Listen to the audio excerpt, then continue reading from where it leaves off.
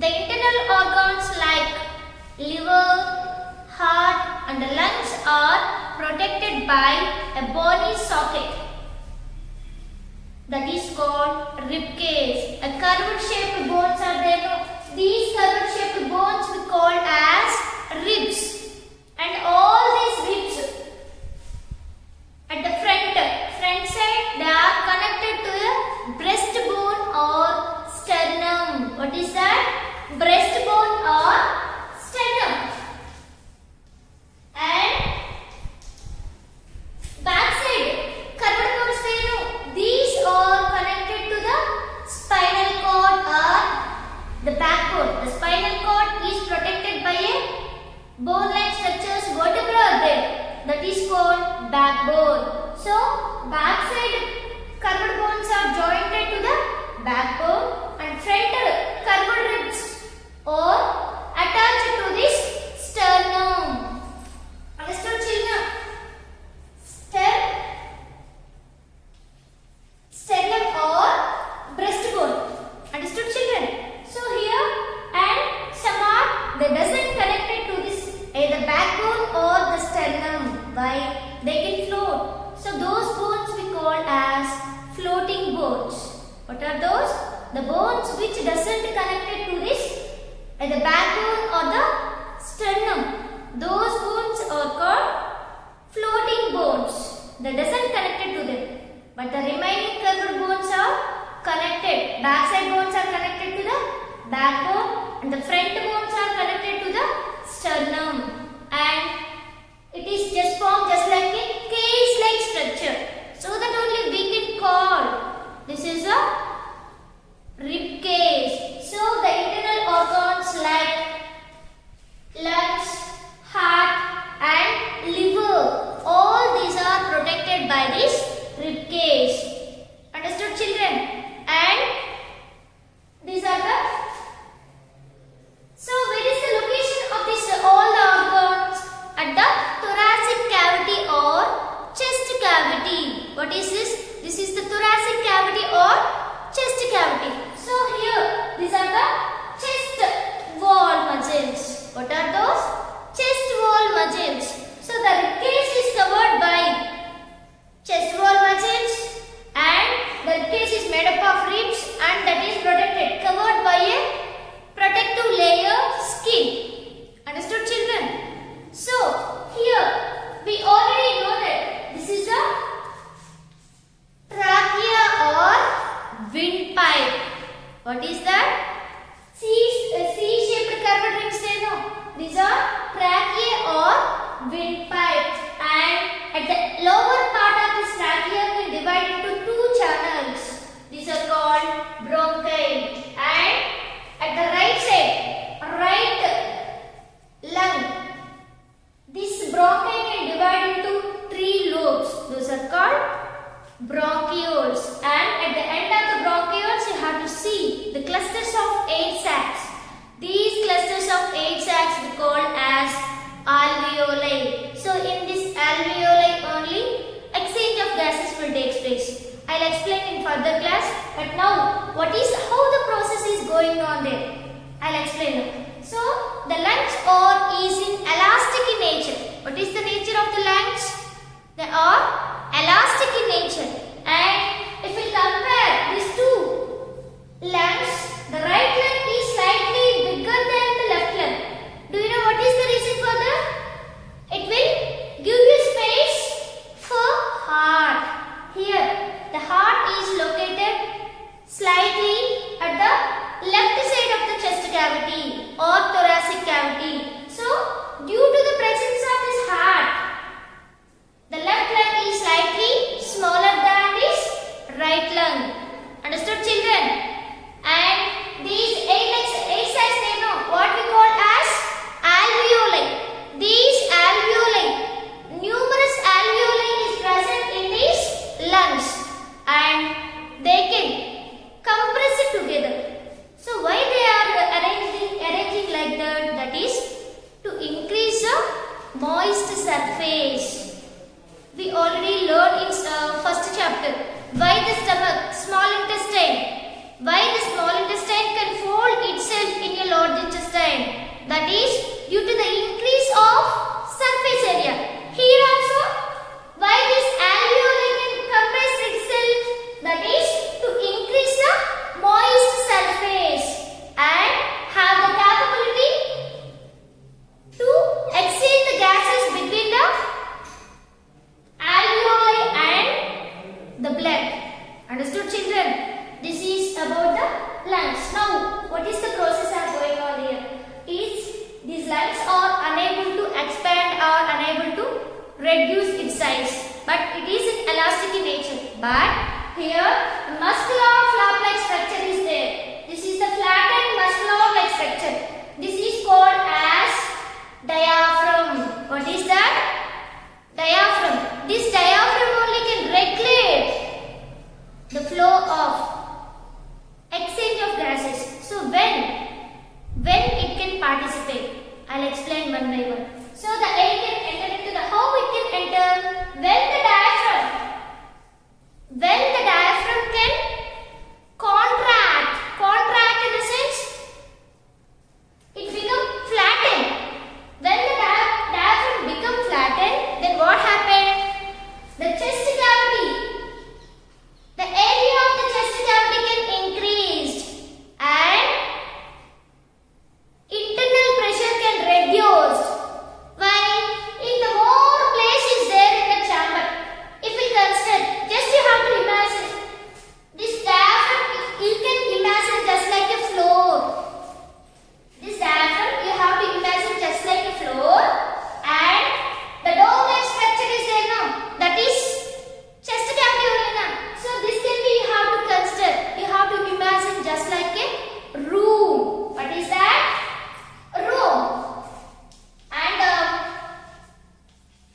diaphragm you have to imagine just like a floor. So when it is in contract, then what happened? The diaphragm become flattened. Then when it can flatten, we can see the chest cavity. It can, the area of the chest cavity can increase, and when the more place is there in the chest cavity, we can see the internal pressure can reduce. Understood, children? So there is a chance to enter the air. So what happened here? It can rushes and the air can enter into the lungs. That process we call as inhale or inspiration. Just you have to imagine, Nana.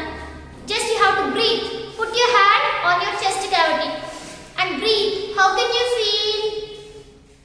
How can you feel? You can feel that your chest cavity become broad. Your chest cavity become broad due to the entry of air. That is called inhalation or expiration. And when you have to exhale, what happened? The chest cavity can reduce. Then it will go into its original position. Understood, children? Now I will draw the flowchart for this. Understood? Clear? And exhale process. When the diaphragm is in relaxed condition, then what happened? So when it is in relaxed, it will be just like a dome in shape, like this. And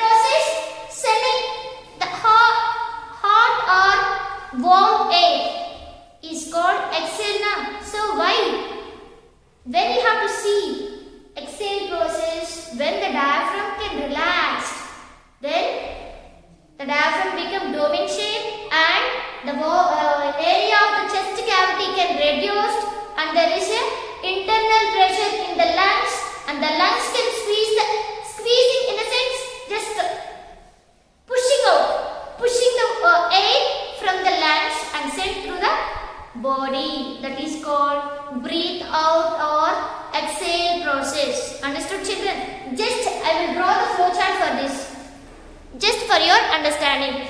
Okay, children? So, in case of inhale process, how this diaphragm working? I'll explain. Inhale process. Inhale in the sense breathing process only now. So here what did you see? When the diaphragm is in contract, when it is in contract, diaphragm is in contract. When it can contract, then what happened?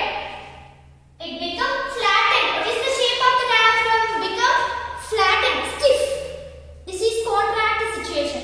Understood, children? So, contract. Then what happened? The chest cavity can increase. The volume of the chest cavity can increase. Volume or area of the chest cavity can increase.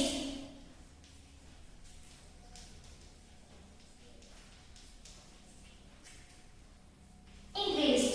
Then here there is a reduce of internal pressure. Internal pressure can reduce in the lungs. Internal pressure can reduce.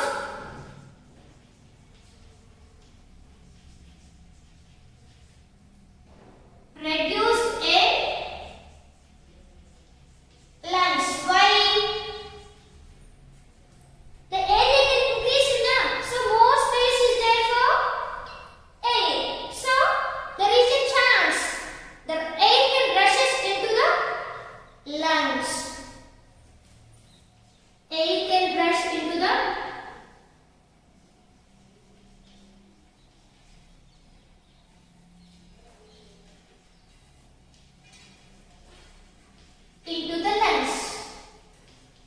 Understood, children? This is about the inhale process or inspiration or breathe in process. So how the diaphragm works when it is in contract? So it is connected to this lungs now. Then only it has the ability to move itself. Understood, children? That is about the main function of this diaphragm. Now let's go and see the flowchart for inhale process. So in case of exhale process, what did you understand? Diaphragm is a flattened muscular part. When it is in contract, it is the shape of the diaphragm. It becomes flattened and then due to this contraction of the diaphragm, the chest cavity, the area of the chest cavity can increase and there is a chance to enter the air. So the lungs can rushes the air. Then the air can enter into the lungs. So when it can enter, that process what we call as breathe in or inhale. Understood, children? And the next one is what happened here? There is no internal pressure. Okay. Now let's go and see the process of expiration or exhale. I will draw the flowchart for this also. Exhale process. So here what did you understand? When the diaphragm can relaxing like this, then what happened? The shape of the diaphragm become dome in shape. Dome in shape. Inhale process. Then diaphragm can relax.